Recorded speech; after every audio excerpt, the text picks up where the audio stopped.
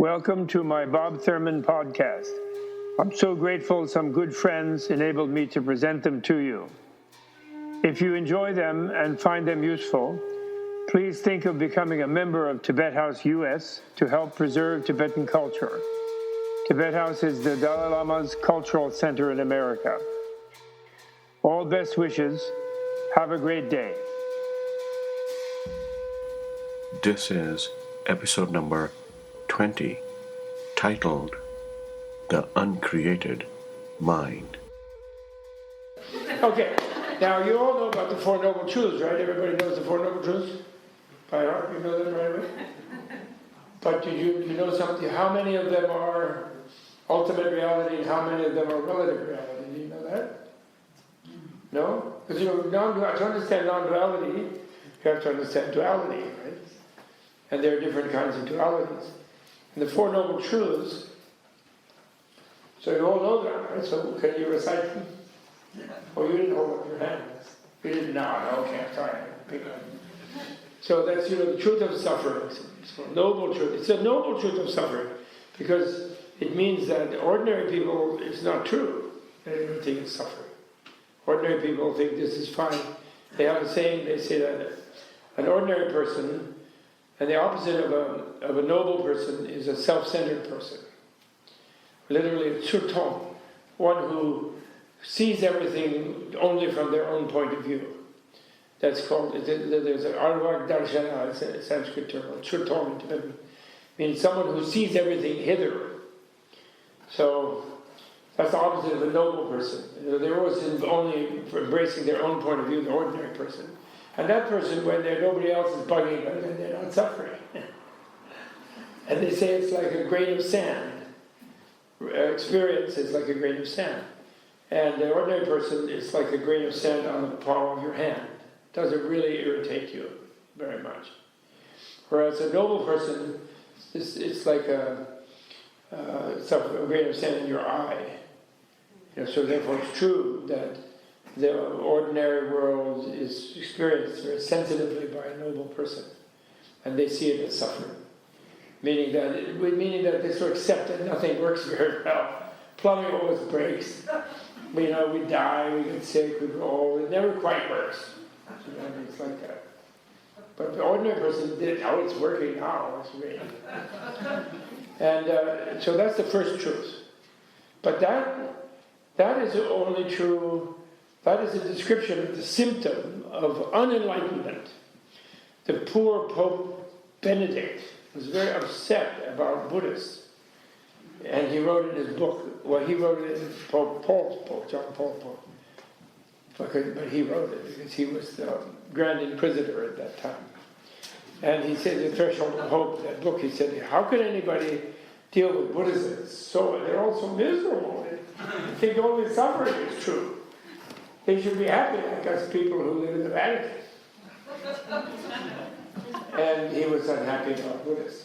But he doesn't understand that Buddha only said it's suffering because it's possible for human beings to overcome it and to be happy. Do you realize that? If you ever hear people purporting to teach Buddhism who say like, you've got to accept suffering, then you might take a break. Because the whole point is you don't have to accept suffering. That's the point of Buddha's teaching, is you don't have to accept it. It's a product of being unenlightened, meaning not knowing what you are and not knowing what the world is. If you don't know what you are, where you are, what the world, who, me, then you'll suffer. Well, we know that. It doesn't take a Buddha to know that. It's obvious. But nobody who says that, if they think that's the way it has to be. Dalai Lama once said, he actually made the gesture. He said, if Buddha thought there was nothing else than suffering, to inform people about it would be like someone who's in prison for life and you going, nya, nya, you'll never get out. And that isn't nice. Right? So the point is we shouldn't overdo about the suffering. We don't need another source of suffering since we are piously miserable all the time. We are. We feel okay when we're miserable. I mean, to a certain degree. Then we feel sort of safe. We're not going to get more miserable later. We're sort of like, okay, it's all right. When we're really, really happy, we're unhappy, we're nervous because we think we're going to get punished. Something's going to happen. It's going to be terrible. We must be crazy. But anyway, second noble truth is the cause of that suffering, right? And that's why Buddhism is not primarily a religion. Because the discovery of causation is not a religious discovery. It's a philosophical / scientific discovery, right? When Ashvajit, one of the Buddha's first 5 disciples, one of the 5 ascetics, told Shariputra what Buddha taught when Shariputra pressured him, he said he taught about whatever has a cause, what are the causes, and how to interfere with the causes. That's what the great seeker taught. That's a famous verse of Ye Dharma Hetu Prabhava. So those two truths, noble truths, are relative reality or superficial reality or actually illusory reality. So in a sense they're unreal reality. Remember I asked you which truths are which? So those two are unreal reality. But they have some degree of reality, but they're unreal ultimately. Right? Then the third noble truth. What is it, Mary? Come on. That there is Huh? there is a path. No, the third is not. The third, my best student. The third noble truth is nirvana. Nirvana. Which means to being blown away. Literally, to being blown out. Like you do when you come back from a YouTube art concert. You say, how was it? You say, I was blown away. Unfortunately, temporarily. But that's exactly what blown out. When blown out is the suffering is blown out. So that's the Buddha's discovery, is nirvana. That's why he said, if you stay unenlightened, if you don't know what's going on, if you remain ignorant, you will suffer. And you should realize there's no way out of that suffering other than changing your ignorance into wisdom, coming to an understanding of your reality, which means wisdom doesn't mean, seeing some far-off place in the sky where you can run away to. That's a wrong understanding of nirvana.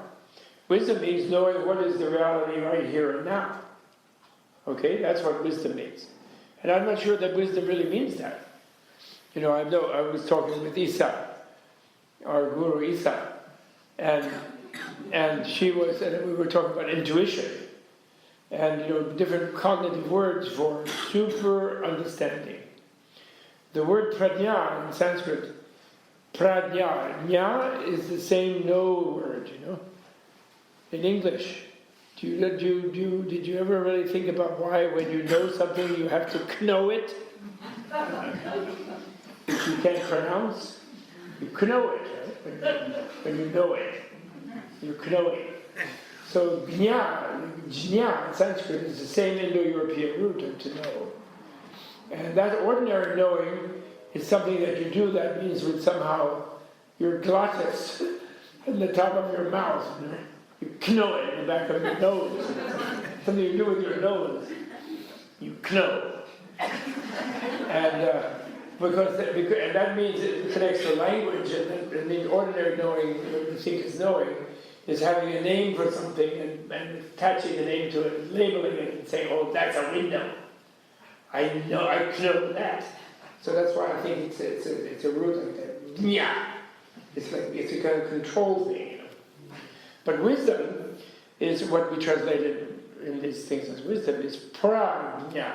Pra means super. Something like intense. So prajna means super knowing.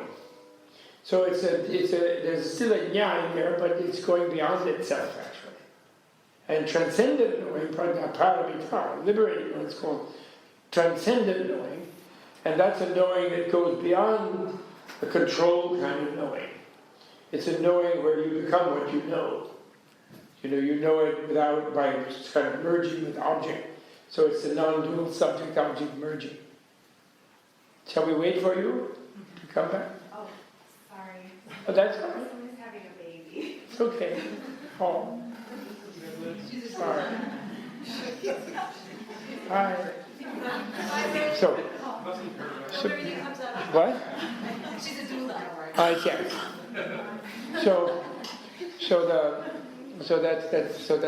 That's super noble. So that's the third noble truth. Then the fourth noble truth is what Mary said, the path to the third noble truth.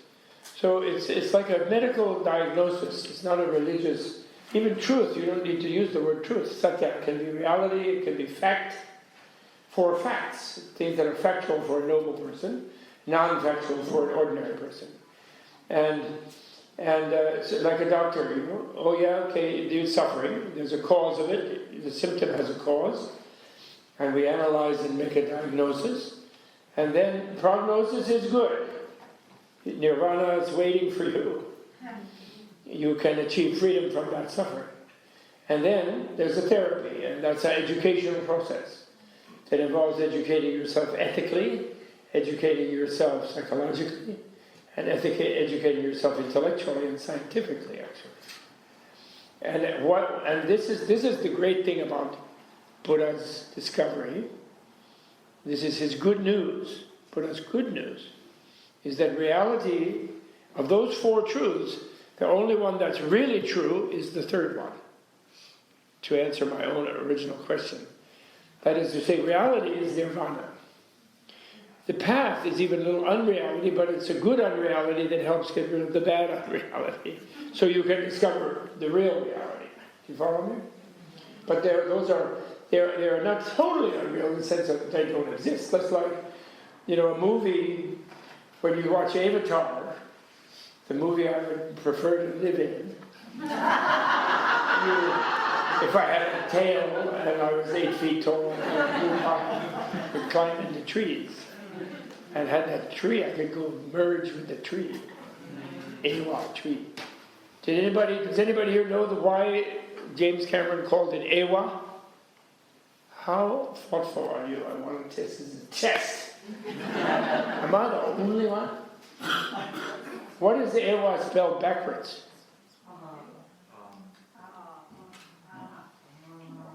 Oh, was that an awesome movie or not? Did anybody not see that movie? You're so lucky, because you're going to really love it. I mean, there's a little shooting and bombing and sort of typical boring American Pentagon sort of stuff, but it's so beautiful. The only unhappy thing is Sigourney, but never mind. So we have to find out what that means. But anyway, so that's unreal. In other words, there is no moon in Jupiter where they go and they find. Does anybody know the name of the element that the mining company was seeking there? Do you remember the name? Does anybody remember? You guys, what? What was it called? Unobtainium. I couldn't hear it. Unobtainium. Yes, that's all right. Unobtainium.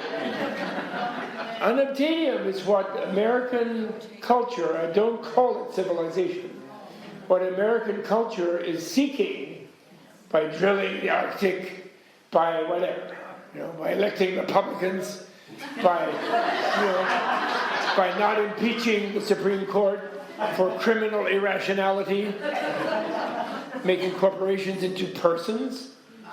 Yeah, break. They don't need a drink of water. They're not persons. Oh, never mind. I shouldn't be politics. Non-duality. We're in non-duality. So Buddha thought, okay, nirvana, so that's his good news. His reality is nirvana.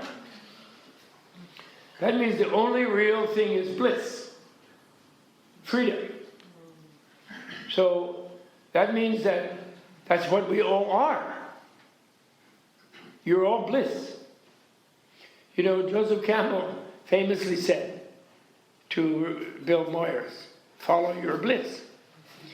Only to have a New Yorker cartoon 40 years later with a guy standing out in the suburbs somewhere with a tin cup holding it out to get a quarter, with a sign on his chest saying, "I followed my bliss." But you don't have to follow your bliss, because you are bliss. We all are. Even New Yorker. We're made of this. Why do you think that the atom, the electrons, orbit around the nucleus, and the nucleus somehow hangs out and sticks together there, and then this all gets lumped and glued together into like some plasma, a hand, like a limb, bones, veins, bloodstream, brains? Why does that all happen? Enjoying. What? Enjoying. Yeah, they enjoy each other. The cells like each other, they connect. And the atoms and molecules do. They're not just, these like weird materialists have like, they think it's all a pinball game. Some kind of big pinball game. Then they freaked out when they couldn't tell if it was a particle or a wave. The wave sounds too wishy-washy, you can't hold on to it. And these guys are like, they have the emotional plague. These supposed scientists at MIT. You know what that is? Did you ever read Wilhelm Reich?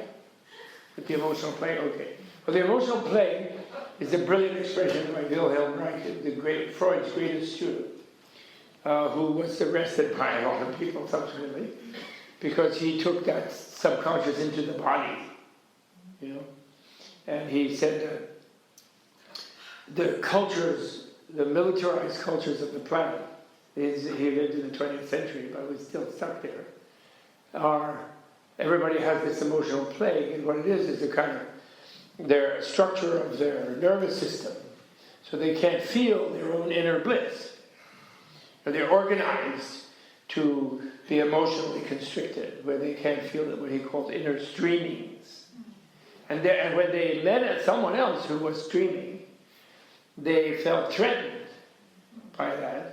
And so they wanted to crucify them, or arrest them, or do something to them, Or, that's why men want to put women in sacks and hide them in the kitchen, because they're less emotionally, tend to have less of emotional play. He didn't add that. 20th century. He didn't come to California. He escaped from Lenin and Hitler, but he only came as far as Maine. So he was a little chilly. So because we have that problem, the Buddha, of having this emotional plague, having this structure where we deny our own bliss, and we're afraid of it. Actually, anybody who feels bliss feels fear for it, about it. They feel, I'm going to melt, and so they quickly have a smoke or something. They don't, if they feel internal bliss or something streaming, they think something's wrong. They think Satan's coming. Actually, they do. They burn people at the stake in Europe for a long time, in Massachusetts. So because of that, Buddha let people think that third noble truth was a different place, nirvana, that you could go to. And if you practice the path, and you had a realistic worldview, motivation, and ethical action, and livelihood, and ethical speech, and effort, and mindfulness, and meditation, samadhi, concentrated meditation, that you would go to that different place.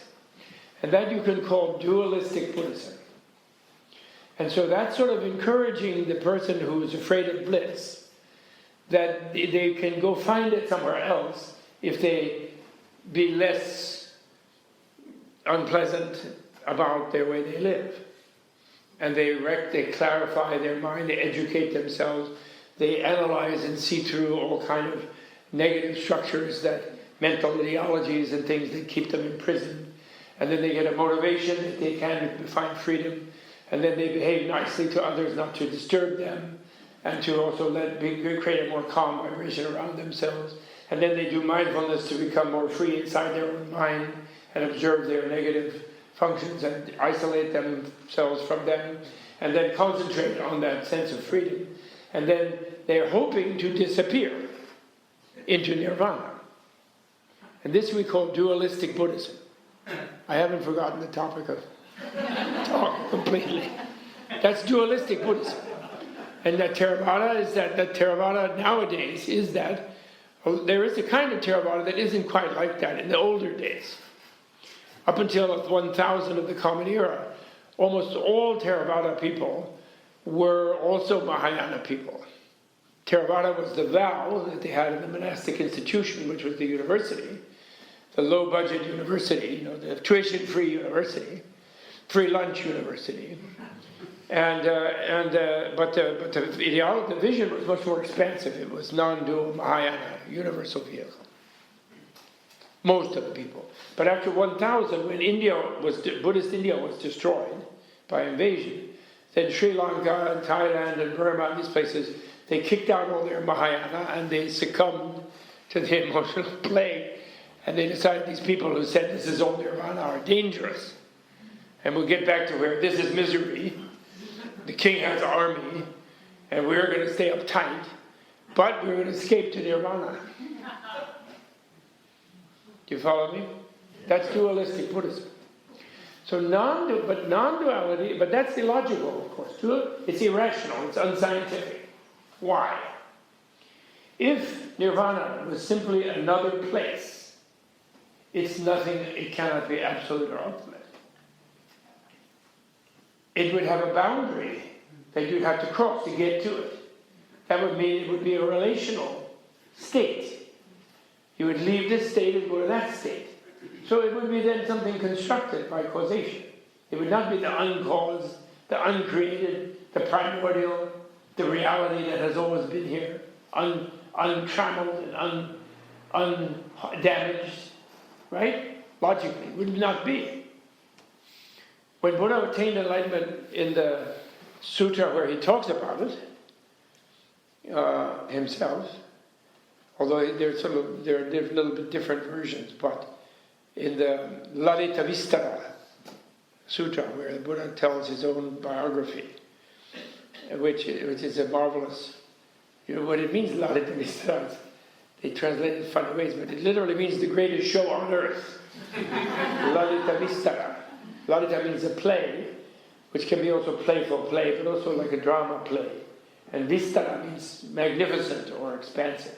So the magnificent drama, Buddha's life. It's because his whole life is a teaching, something like that. So what he said was, Sabshi Asal Drata Dumache, Dudzi Tower Chuchi Kornye. That's the Tibetan translation, but because I don't remember the Sanskrit, but I could translate it back for you. But Sab means deep or profound. Shi means peaceful, Shanti. Asal means clear light. Although don't be misled by the translation clear light for Pravasvara. Clear light, you think it's a light, a bright thing, but it isn't. Clear light is gray, but it's diamond gray. It's a kind of luminosity beyond dark and light, beyond black and white. It's there when you die, or even when you fall asleep at night, according to Buddhist Inner Scientists, but you don't notice it when you fall asleep usually, unless you've developed a much more micro-aware consciousness by meditating carefully, thoughtfully, not just blanking your mind, but thoughtfully meditating. When you fall asleep, you go through a luminescent, moonlit sky, space state. You go through a radiant, sunlit sky, space state. And you go through a dark-lit, a brilliant black sky, space state, which you think of as the final destination where you feel as if you go unconscious ordinarily. In fact, you welcome that unconsciousness because you're dead tired after a long day, right? Now nobody's afraid to pass out in that context on your pillow. Far from afraid, you're delighted. Somebody calls on the phone, oh, you woke me up. Right? So why are we so scared of dying? But that's another story. So actually, the materialists are so fanatic about their materialism that they want to not be scared of dying because they think that's the one time I'm going to go to sleep and nobody's going to wake me up. They're hoping. They know all of their experience, and the poor materialists creeping around and post-retirement and left MIT, and he's like sitting there like, he didn't crack the atom and make the bread in the fields, and he doesn't know what the mind is, and he doesn't even know he has a mind. And he's sitting there, and he wants to pass out permanently because he's sick and tired of his rotten body. If you can remember that he has one, or she. But he's nervous, because every time he's passed out, for 70, 80 years, he gets woken up again. It is so irritating. The alarm goes off, the sun rises, the kids scream, cars honk.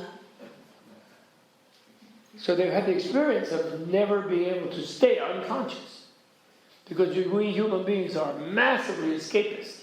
Why do you think there's so many heroin addicts? Is that just because they're stupid? It's because people are sensitive about pain and suffering, and they hope to escape.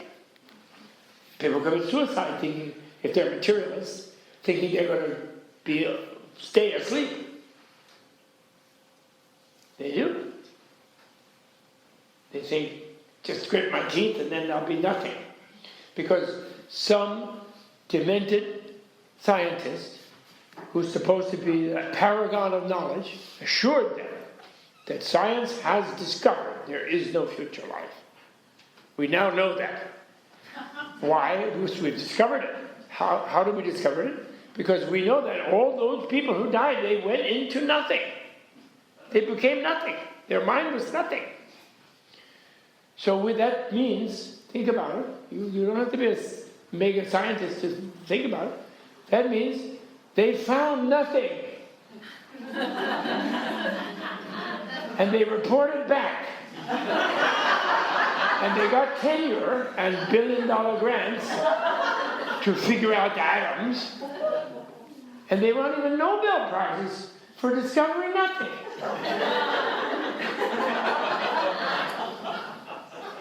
You think those people are sane?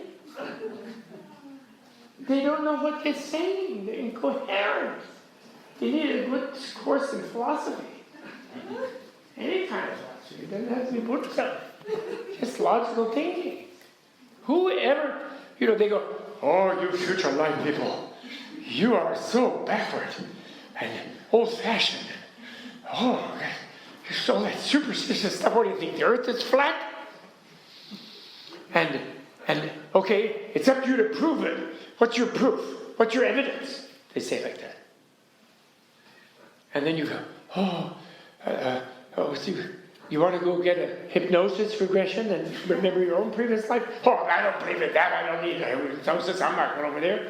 They'll say, well, how about that kid who remembered their previous life? Oh, they just wanted to get on Johnny Carson's show. They'll go like that. But then we're so intimidated by them, we never ask them, oh, excuse me, what is your evidence that there is no future life? Excuse me. What is it?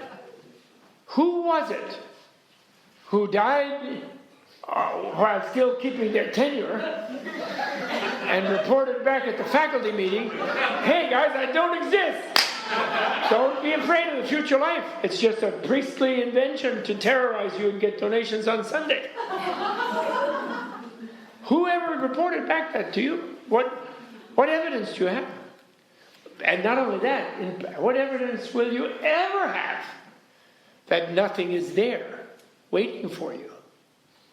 Or that nothing is actually here and you're already nothing? Because that's what they're telling you. Don't you realize that? They say you're just your brain. Ray Kurzweil. Oh, he's doing great. He's taking a lot of vitamins to wait till he can be a robot. Because he's just material. Dan Dennett, yeah, I figured it out. It's replicators. They're just all replicators. There's a great sci-fi thing about replicators. It's all a bunch of replicators. Consciousness is replicators. So that means they're saying we are not here now, any of us. These guys walk around, they go to their labs, they collect their paycheck, they go home, and they talk to their somebody, but actually none of them exist. They have no consciousness. They don't have a mind. They're in denial that they have a mind, and they insist that you don't either. Do you realize that? That is, I'm sorry, I know I'm a little bit rubbing this in, but this is to give you more self-confidence, actually, believe it or not. Because we are brainwashed that there are some authorities who tell us what's real, who are clearly psychotic. They are living in unreality. They are directing our society. They're giving orders. We pay taxes. They can blow us up any time.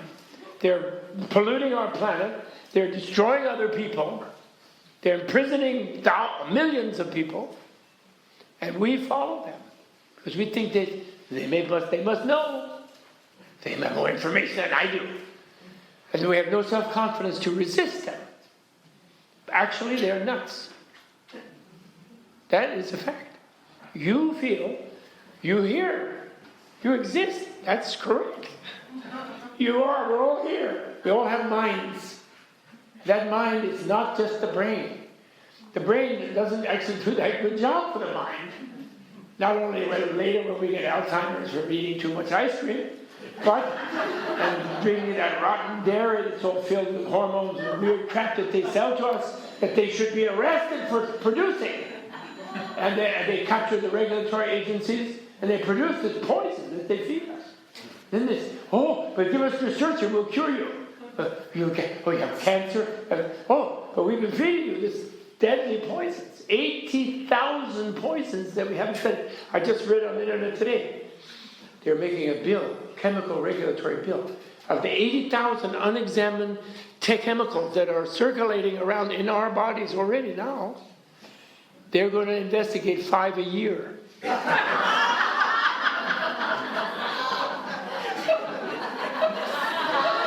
Are you going to hold your breath? Hey, how about that? So these people, all of them should be impeached. You cheerful people, they should be impeached. But it's not. But not violently. But mentally, we should all see through this. And when you see through this nonsense, and next time you're in the dentist's office, and they tell you, I'm putting in zirconium in there. I'm not putting other weird stuff. And then this thing is in there that goes like zing, and all your nerves go like, then you don't believe them. I'm sorry. Never mind. Okay, so here's the thing. So Buddha uses this reality as nirvana. He said profound, deep, peaceful, and luminous. And this luminosity is this infinite bed of energy of what is beneath what seems to be nothingness, which is infinite, abundant, clear light energy. The Vajra energy, the diamond energy that Buddha discovered, the bliss energy. And that energy is only knowable by being it. We have a concept for it, and the concept is imperfect, like clear light. In a way, it isn't light because everything is made of it, so no one thing is shining on another thing. Light has to project a shadow, right? Light has opposite of dark, yin and yang, yang and yin. But clear light is both yin and yang. It's beyond the duality of yin and yang, and that's what everything is made of. It's an infinite, abundant thing. So, when you completely pass out, when you completely let go, with total faith and trust, then you are that. You feel you are that, and you're all right. That's why sometimes those people, when they die, after all this struggling, then they smile, feel at peace. But it isn't. But that's just a trace on the machine that they were inhabiting, the biological machine that the soul was inhabiting, the subtle embodiment, the subtle mind, the subtle persona, the subtle continuum, and it just leaves that mark on the body that's left, because they're no longer that body. They're no longer constrained by that body. You all read near-death experiences. I know you have in this group. You read the NDE literature, the near-death experience literature. Some of you might have read Eben Alexander, the arch traitor neuroscientist who insists that the mind can exist beyond the brain and he can prove it, and they hate him. He's like, they burn him at the stake along with me in the central quad of MIT. We're to be burned at the stake. You all invited. No, because they are a big orthodoxy. They control all the resources. Because people think they know something. They convince them that they do. They have a brotherhood, a guild. And they're just as primitive as any Inquisition ever was. They go around, nobody can have tenure if they think. This started in the 1830s in Germany, von Helmholtz. Anybody who followed Goethe and said it was a vital principle that science had to pursue couldn't get tenure in a German university since 1837. They had to take the anti-vitalist oath. You don't know that, but that's a fact. And it's the same here today. Psychop, it's called. They will go and haunt you at your tenure review if you're a scientist in case they figure you logged too many hours at a Dharma center and meditating. You might be going soft ahead of time. They don't mind if the old guys after the Nobel Prize go soft and talk about spirituality. That's kind of thing. I think that's cute. But they're not getting any money anymore anyway. But the people with the money, they have to be materialists. It's an inquisition. It is. Totally. Non-duality, now I'm trying to give you this self-confidence because non-duality is a very powerful idea. And it's something that you can get at as an idea, and you can open your mind toward it, and it will give you tremendous, be like a balm to your mind. They say that emptiness, voidness, which is like clear light, same thing, clear light and void. Emptiness is like a balm, like tiger balm. It's like a balm to the pains of the mind.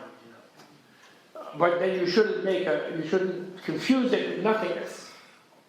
Because it's this everythingness, this clear light, infinite energy, of the infinite interconnectedness of all things, relativity actually. And it's a scientific discovery. It's a physics discovery. And your own mind can be a physicist then. And you stop being frightened of these people who frighten you by making you think that all you are is your physical body, and they're in control of the circumstances surrounding and inside your physical body, and they're trying to convince you they're in control of even your sense of consciousness. It's just some chemicals in your brain which they are going to sell you, the better ones. If you have more confidence, you will decide, I will fix my brain with my mind. Because my brain is the tool of my mind. And I have a mind. And I'm not going to listen to people who tell me that they don't have a mind. If they don't have a mind, they're nuts, and I'm not going to listen to them. All right? So this brings us to the non-duality that means, he said, clear light, then he said, Jojal, non-proliferating, and Dumache is the most important, uncreated. So that means that reality is uncreated. God didn't create it. Aristotle didn't create it. An uncaused cause didn't create it. Created things are destroyed later. They're made of causes and then they're destroyed. So that's all part of a relative, illusory process. Not totally unreal, but only relatively real. Not really absolutely real, because they all rise and fall. They're impermanent, they're hollow, they dissolve under analysis. But the uncreated is reality that is always there. It's always been there. So this is the news of the night. You're already in nirvana. Right now. And you've always been in nirvana. And you never left nirvana. And you actually can't leave nirvana. But you can carry on failing to enjoy nirvana for a really long time.